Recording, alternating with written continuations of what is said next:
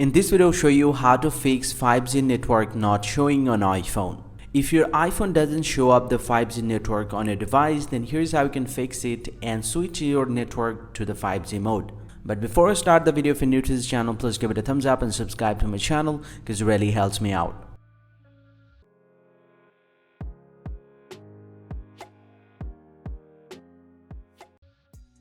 Well, so now to fix the problem, the only way that you can do is simply go and open up the settings app from your iPhone and then scroll down and tap on cellular here. Inside the cellular data, you just need to scroll down and tap on the SIM card that you're having problem with. I mean, you are not getting the 5G network for. I'm using cellular data on my SIM card 2, so I'm going to select the SIM card 2 here, and inside this one, you'll get to see a few different options. And from here, first thing first, you just need to go ahead and tap on voice and data. Once you tap on this one, and here it's going to show you all the network mode that your iPhone does support.